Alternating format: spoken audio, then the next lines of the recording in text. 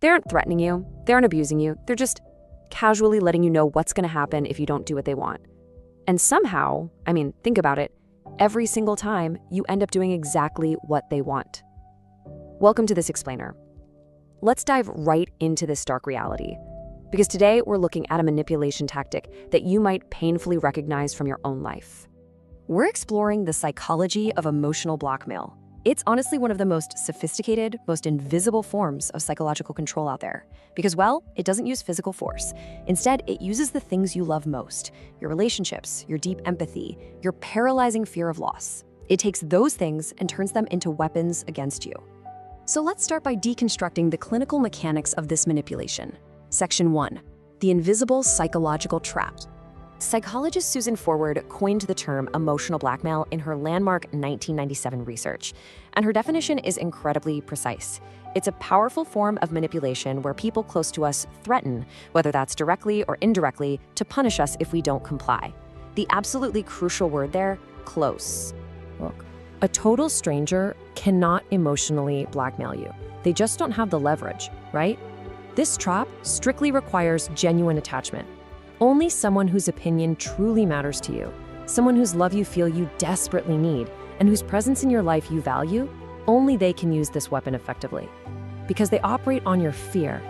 To really understand how this trap closes around you, we have to look at the environment it creates. Section 2, operating inside the fog. This is the most profound realization of our explainer, because emotional blackmail relies on a deliberate psychological climate, one that's created specifically to make your clear thinking absolutely impossible. Susan Forward identified 3 specific elements that make this manipulation so incredibly effective. She called them the FOG: fear, obligation, guilt. Just let those 3 words sink in for a second. You might be feeling a bit of painful recognition right now from your own toxic relationships, because this FOG, it's not an accident. It is a carefully manufactured climate. Let's break down the F, fear. This is that deep-seated dread of losing the relationship, losing their approval, or, losing everything you've built together. The blackmailer knows exactly what you are terrified of losing, and they dangle it right over your head. Next up is obligation. This is that heavy, suffocating belief that you owe them something. A partner's past sacrifices, a parent's history with you, or even just their current needs. It's all completely weaponized. They create this massive, heavy debt that you feel entirely responsible for repaying, even though you never actually agreed to the terms. And finally, guilt. It's that deeply ingrained feeling that saying no suddenly makes you a bad person, a bad partner, a bad friend. It connects directly to your people-pleasing tendencies. The blackmailer relies entirely on your absolute dread of being labeled selfish or uncaring. But the crucial step here is knowing exactly who is manufacturing this FOG in your life. Section 3, the 4 faces of blackmail. Let's classify the specific perpetrators that are probably operating around you right now. Forrest identified 4 distinct types. First, you have the punisher.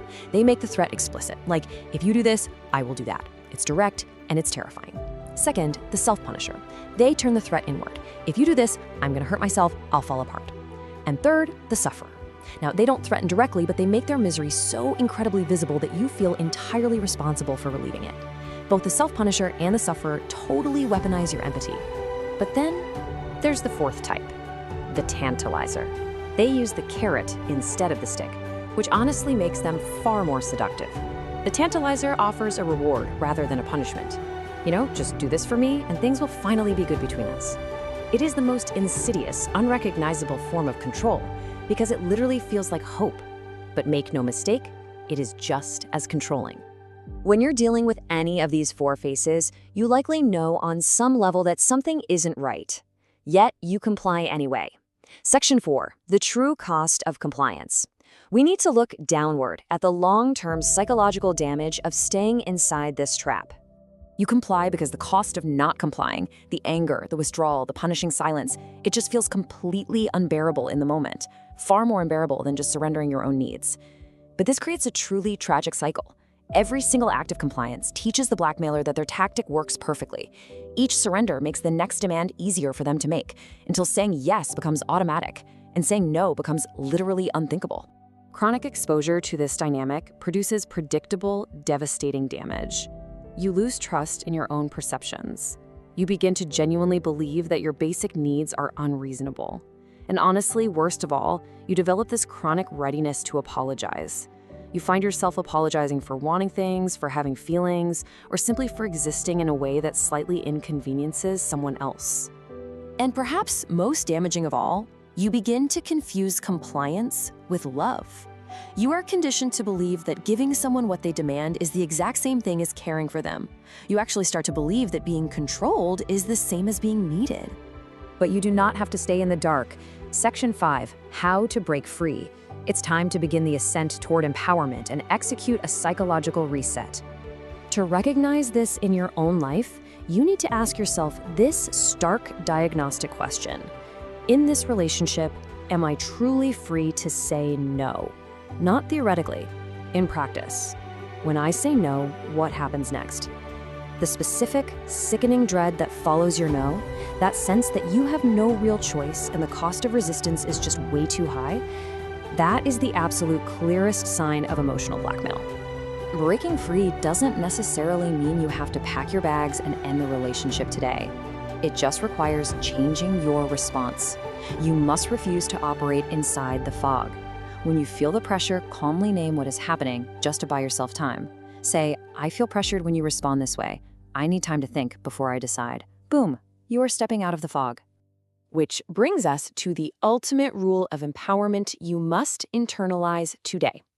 You are not responsible for managing another person's emotional response to your boundaries. Let me say that again with absolute clarity. Their reaction to your no is their responsibility, not yours. We really must draw a firm, undeniable line between genuine love and manipulation. True love does not come with strings and conditions attached.